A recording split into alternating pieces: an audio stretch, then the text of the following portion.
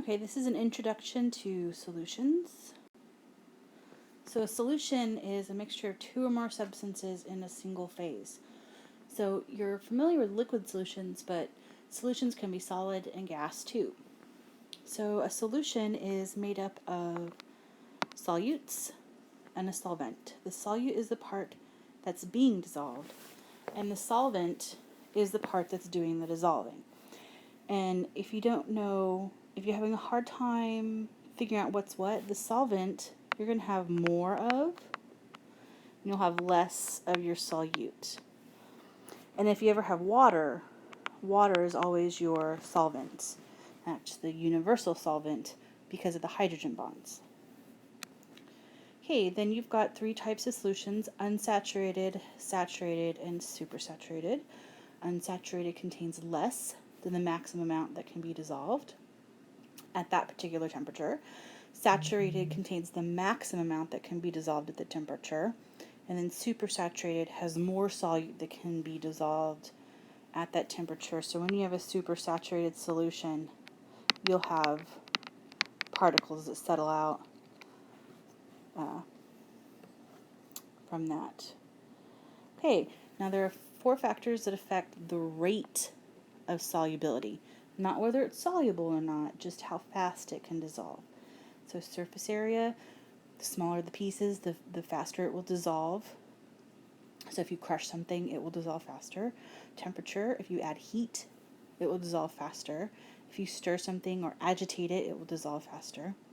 And if you increase pressure, it will make it dissolve faster. But this is only for gases. It doesn't work with liquids or solids. Okay, temperature and solubility. If you have solids and liquids, they will increase with increasing temperature. The solubility of gases, however, will decrease with increasing temperature. So if you look at this graph, you can right away spot that, oh, the cesium sulfate is a gas because it decreases as your temperature increases. So if you're trying to figure out what's soluble, if I said you had 40 grams of KCl dissolved at 50 degrees Celsius, that'd be saturated, unsaturated, supersaturated. We'll find 50 degrees Celsius. Find 40 grams. It's right here. So that would be under that KCl line. That's the only line I care about.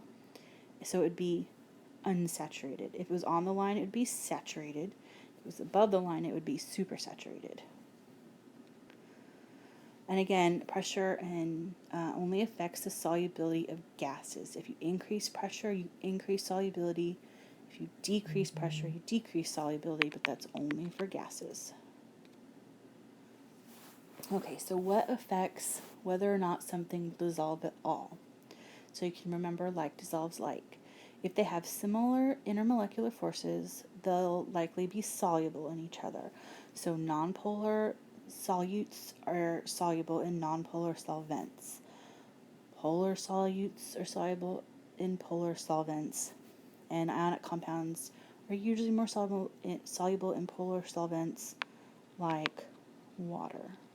Okay, this is why you have to use soap to wash your hands, because the fat and the grease and the oil, you can't just wash it off because it's non-polar, those things. So you need something that's also non-polar, like soap, in order to remove those particles. All right, try these practice problems. We'll check them in class.